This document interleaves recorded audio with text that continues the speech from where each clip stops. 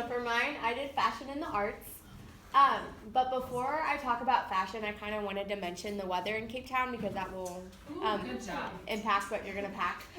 So we will be going during the winter season, which is the end of May to the end of August.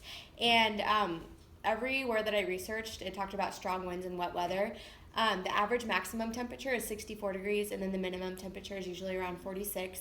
And it's referred to as the secret season due to the drastic changes in the weather from day to day. So it kind of reminded me of Missouri when I was reading about it, just because it'll be sunny one day and then rainy and cold the next. So with that, I kind of did like a essential packing list. I know that Kara's going to give us one later, but this is just some of the important things that you'll want to pack.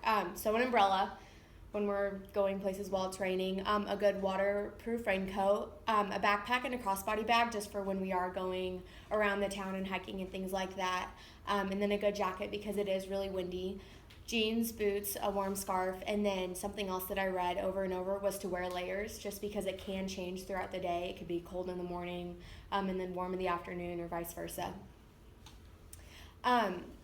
So for women's fashion, unfortunately, since we are going in the winter, all of like the fun, colorful things that I found were for spring and summer, but they are very fashionable over there. This was, when I typed in like women's fashion in South Africa, this was like one of the pictures that popped up. So I would say when we are in the hospital, Kara kind of mentioned like jeans, a nice blouse, probably a cardigan to wear over just because, like they said, wear layers. And then comfortable shoes, so like boots or something like that. And then for days when we go hiking and things like that, I would say leggings, a t-shirt with a jacket, once again wearing the layers, and things like that. I could not find as much for men's fashion. They're very fashionable as well. So kind of like the same thing, jeans and a nice shirt for the hospital, and then sweats with shorts under for Matt, and then sweatshirts with a t-shirt under for hiking, so wearing layers. So for music, because I'm doing the arts as well, the music in South Africa is both vibrant and diverse to match the country's population of African ethnic groups. So as you can see, there's a lot of different ethnic groups in South Africa. And the music types include traditional choral, jazz, dance, hip-hop, pop, and reggae. And something that's cool that many of the artists do is they mix kind of their traditional styles with the new styles to make like new hybrid forms. And then I found this quote about dancing that I really liked. It says, "Dance culture permeates South Africa, be it in the streets of its shanty towns or on the stages of its magnificent art houses. South African dancers have always displayed the kind of skill that leaves audiences awestruck, a naturally rhythmic country that, to a certain extent, jived to its freedom."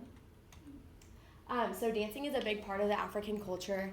It's like a prime means of artistic expression.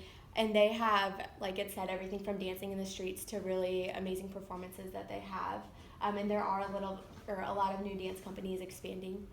And then, as I said, there's everything from traditional ritual dances to like new contemporary dances. And I even read there's like Broadway type performances down there, and then you have like your ballet and stuff like that. So art. A lot of the things that I looked at, there was amazing art. They use a lot of color that really pops. These were two that I found that I really liked. This one isn't as colorful, but I just thought it was really cool, so I put it on there. And I think Kara mentioned last meeting that the oldest art objects in the world were discovered in a cave in South Africa. Okay, so as you can see, there is no shortage of art galleries in South Africa. So I put some on there. You can go through there and find some if you want. Yeah, there's a lot. So, and then the theater. This is another quote that I found. The South African theater is an enthralling interactive experience between actors and audience, plots and understanding, stimulus and response. South African plays will make you laugh or sob, gasp or hold your breath. You'll rage or you'll swoon, and ultimately you'll applaud because South African plays will touch your heart. So theater is something that's very important to them because they do have a long, rich history of storytelling. And then theater is very prevalent. They have more than 100 active spaces around the country where they do have different things for theater, music, dance, and things like that. And then, as I said before, they have everything from cabaret and satire to West End and Broadway hits, classical opera and ballet. And then something that I read that I thought was really cool is that their theater is super interactive. So a lot of the time the actors will engage with the audiences. So I just thought that was really neat. It's definitely different than when you go to a play in the United States, because usually they do their performance and that's it. But when you go to South Africa, they'll interact with the audiences. That's it. Any questions?